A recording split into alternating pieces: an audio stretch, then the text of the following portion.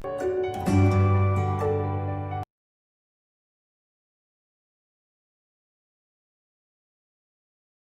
students, welcome back to Triveni Memorial Senior Secondary School online classes. Students, today we are going to start one of our another chapter from class 8th in history, that is our chapter number 6 from part 2, which is weavers, iron smelters and factory owners. Students, all of us know this thing very well, that there was one time period when industries played a very big role in our society, not only in India but in rest of the part of the world, and which leads to industrial revolution also. So basically, if we see what we can say that iron and steel industries are the core industries which had major role in the industrial revolution in all over the world. So in this chapter we are going to study about those industries only. So let's study, students. Firstly, as I already told you, that what does this chapter tells us? This chapters tell us about various industries and various craft activities, and especially the focus is on iron and steel industries, which were responsible for bringing industrial revolution in the whole world. They played a great or a crucial role in developing or bringing industrial revolution in the whole world. So let us see, students. If we talk about Britain, if we talk about British, then what we can say, we know this thing very well, that British people provided a very tough competition to Indian weavers, to Indian iron smelters. Definitely, as cutthroat competition was there from British side, so Indian people faced a lot of difficulty in their survival. They were not left with, as they were engaged in these industries only, and as now they started facing competition from British sides. So now they were facing problem in earning their livelihood. So let's study that in what way the Indian crafts got affected because of this industrial revolution or because of the competition that they faced from Britishers or from Europe or Britain companies. Let's see, students. Firstly, the topic is Indian textiles and the world market. Students, if we talk about Indian textiles, you can see the photo here also. Then what we can say, that Indian textiles were not only famous in India, but they were famous in Europe and in rest part of the world also. Why? Reason, because of the very fine quality of the textiles present in India. The quality of the textiles that were produced in India were of extreme fine quality. So what is what is mentioned here. You can see here that very fine quality of textile or craftsmanship persons were found in India, in Southeast Asia, in Central Asia, and in rest part of the India also. And that is what is mentioned here, and because of its good quality, it is famous all over the world. So the next topic is words tell us history. Students, different textiles or different words signifies or represent different histories associated with them. Let's have a look at that. If you will see here, what we can, like, we all know this thing that Portuguese people also visited India, British people also visited India, Dutch people also visited India. All have their own languages, right? So all people described a particular form of cloth or a particular textile in their own terms, in their own words. That is what mentioned here. Like if you see here, what is mentioned here, that the cotton textiles which came from Europe, or the Europe person used to represent cotton textiles with a particular word, and the Dutch people and the Portuguese people also visited India, especially in Kerala, for the purpose of trading in spices. As they were doing this trading in spices in Calcutta, that is why they gives a particular word for this trading, that is Calicut.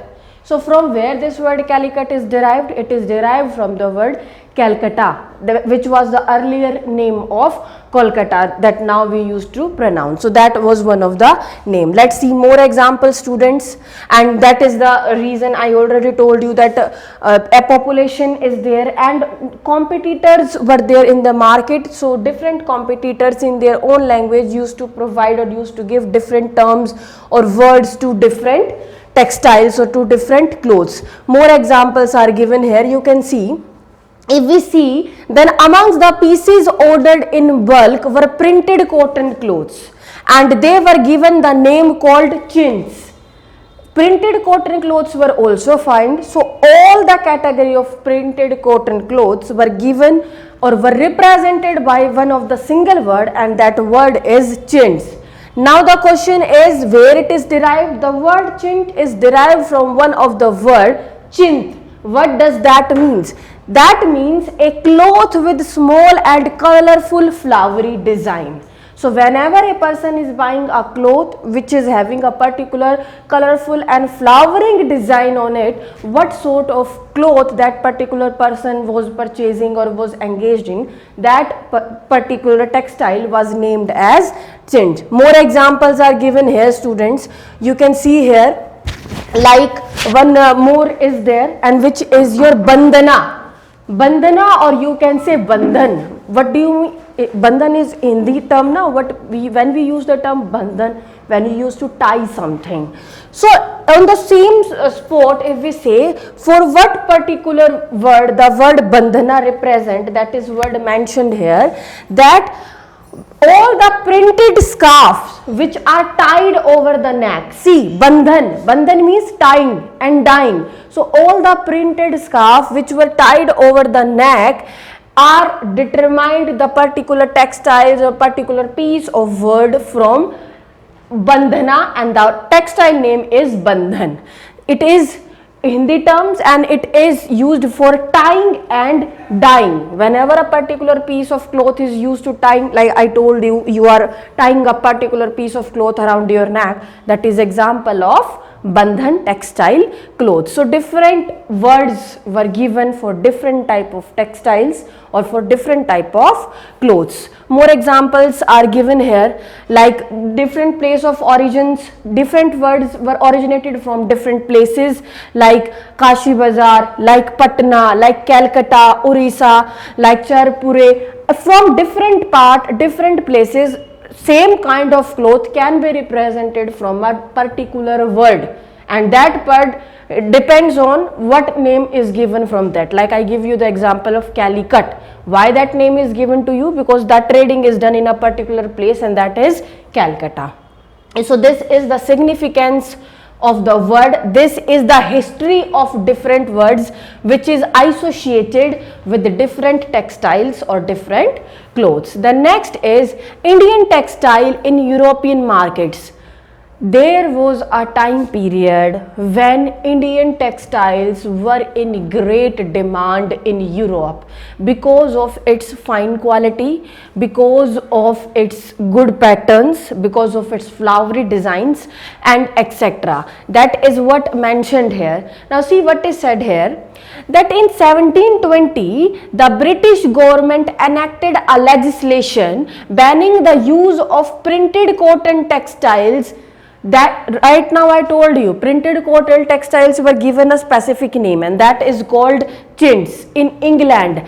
What do you mean by legislation? Legislation means framing a particular law. So in England in 1922 one law was framed which states that no one is allowed to use printed cotton textiles, that is chintz, in England. And this act was known as the Calico Act. So what was Calico Act? I think that is clear to you, in which printing textile clothes were banned in England. Thereafter, students, as I already told this thing to you, that in England, irrespective of purchasing clothes from European market, people were interested in purchasing cotton textile clothes, and that is the reason that European people or European industrialists faced a great competition or faces a great threat from Indian textiles, and that is the only reason that they started appealing to their government, European government, that they want ban on the entry of Indian textiles in India.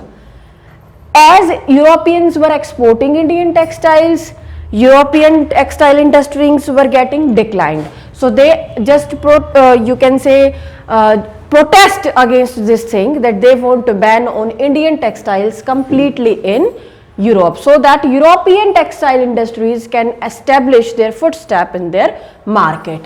Thereafter, Indian designers, now they started imitating means they started copying and the particular pattern which were more in demand in England. Obviously that particular cloth or textile would be produced more of that, more demand is there.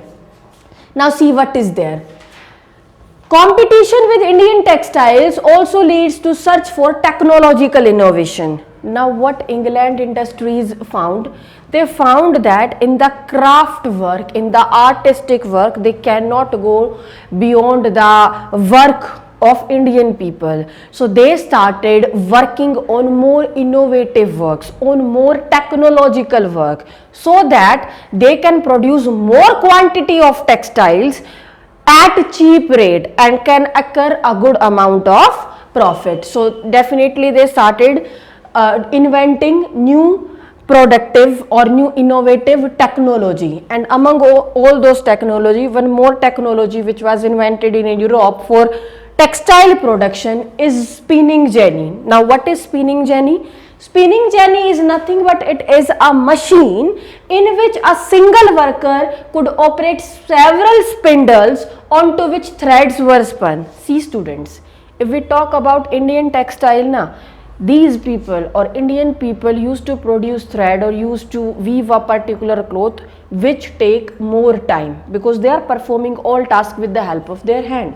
On the other hand, as I told you that they were engaged in technological or innovative things, so what they did, they used spinning jenny, which is one of the machine. And you know this thing, weaving or producing a particular cloth on machine is more easy as compared to producing a cloth by hand, and definitely the quantity, that is the number of total clothes produced by spinning jenny, were also more than the number of clothes produced by Indians by their own handicraft activities. Now I already told you, as they were produced with the machines, more quantity was there, and as more quantity was there, they were cheap also. Why they were cheap? Which goods were cheap? Which were produced by Europeans, because least efforts were made in producing those textiles or goods. Now what happened? If we talk about various other companies like the Dutch, the French and the English, they all made enormous profit out of this flourishing trade. Now they started trading in European clothes which were made from spinning jenny. Why? Because if they were purchasing particular textile or clothes from India, that was costly for them, and if they were purchasing same cloth from England, that was not costly for them. And I already told the reason for you that. So they started, all these companies started trading in these type of clothes and enjoy enormous profit. Now see student, what is said here, that these companies started purchasing cotton and silk textiles in India, and after purchasing from India, they used to export it to their places and then sell it to their people at very high charges. Suppose from India they are buying it at a particular price, then at the double price or the triple price they used to sell at their own market. If we talk about East India Company, then what we can say, that East India Company also gained its political power in Bengal, and slowly after colonization it started enhancing its power in India. So what happened? It no longer had to import precious metals to buy Indian goods. Now there is no need to import precious metals from India because they discovered their own way of spinning jenny or other innovative or technological techniques to develop various textiles or clothes. That is what mentioned here. Instead, they collected revenues when colonization came up in India, when British East India Company established their footstep in India. What they started? They started collecting revenue. They started collecting taxes from whom? From peasants, from zamindars, from India. And these were important source of revenue for whom? For European people.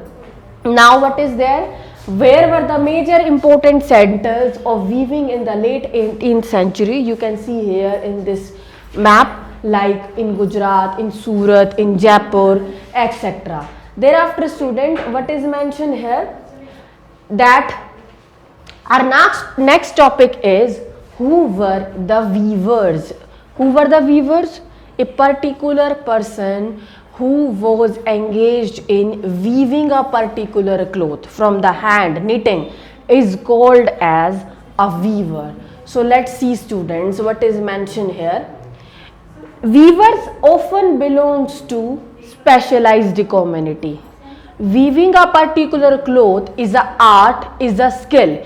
If I have the art to weave something, I am a weaver. All the person can't be weaver because they need specialized skills. So who were weavers? Weavers were the persons with specialized skills, and their skills used to pass from one generation to another generation. Now see, some examples are also given here, like the Tanti weavers of Bengal, the Julahas and the Munim weavers of North India, Sale and K Kolar and Devangs of South India are the example of the important weaving communities. All these are the example of important weaving communities.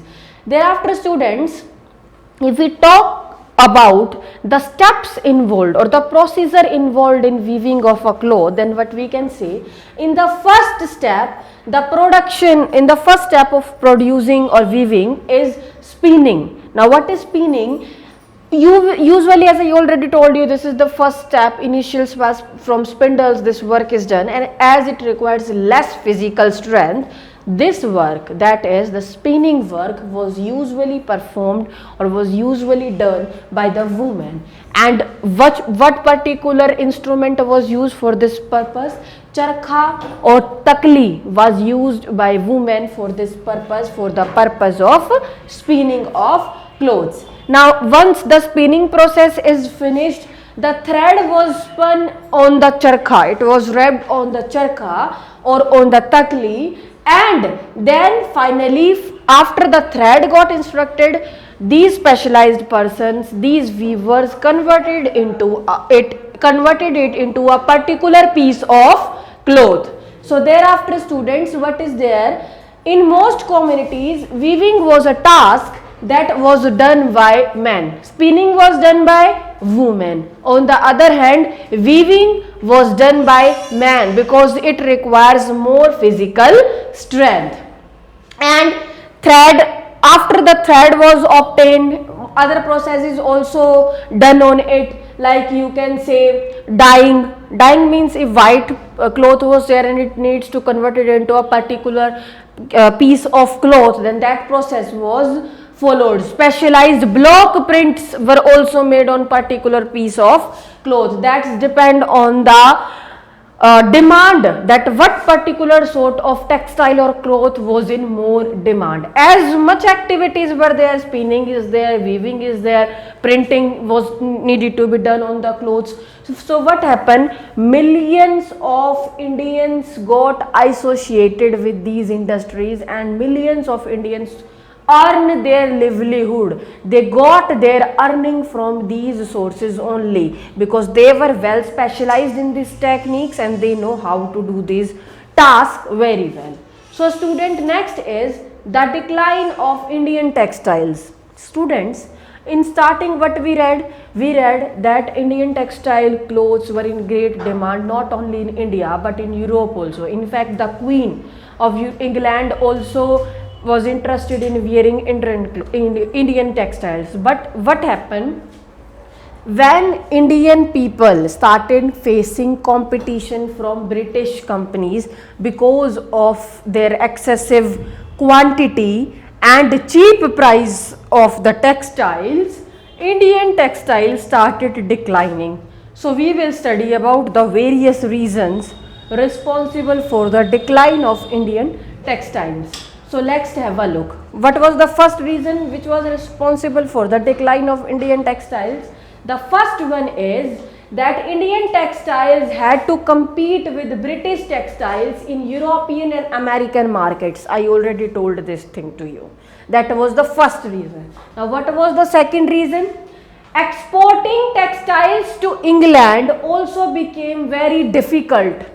Indians were facing difficulty in exporting things to England because on exporting thing also they have to pay high duty, that is high taxes. So when they used to pay taxes, definitely their amount of profit got reduced. So that was also one of the difficulty or problem in their way. And the next is that English made cotton textiles successfully outside Indian goods.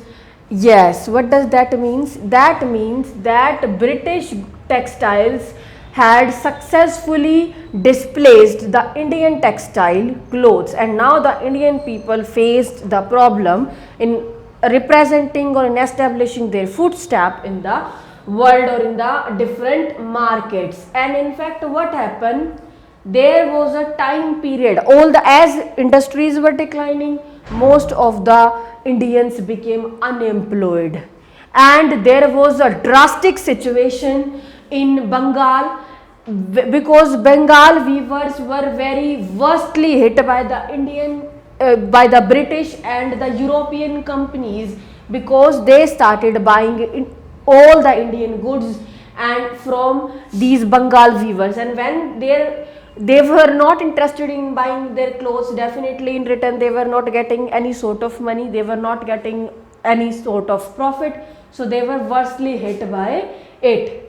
Now when Indian people saw this thing, earlier what happens, we saw that people from England requested to their government, protest against their government that they won't ban on Indian textiles. Now when Indian textiles were facing the same scenario, they were getting unemployed, they signed a petition means in return to their government, and want the government to take them out of this worst situation so that they can stop exporting, or exporting means the coming of the European clothes in the Indian market, so that Indian people or Indian textile producer can again establish their footstep in the market. Now what happened?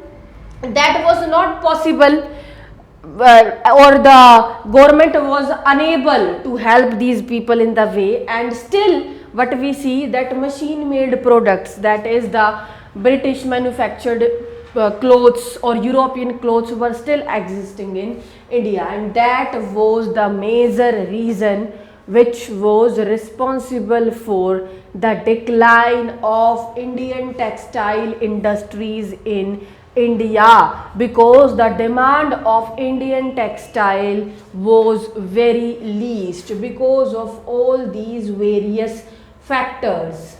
Now what is mentioned here, you can see here various examples are also given, like one example is there regarding Solapur, which is in western India, or Madurai in South India, and these towns were emerged as important centers of weaving. These were important weaving centers in the late 19th century, and later when national movement got just started or got just initiated, Mahatma Gandhi urged people in boycotting import textiles and use handspun and hand woven cloth. Now see, when this drastic scenario, this drastic situation occur, that all the Indian textile weavers got employed and they were not getting full support from the government. So various nationalists like Mahatma Gandhi came forward and they start that if we want to establish ourselves,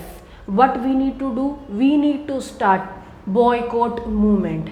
Now what was that boycott movement or Swadeshi movement? Now what was these type of movement?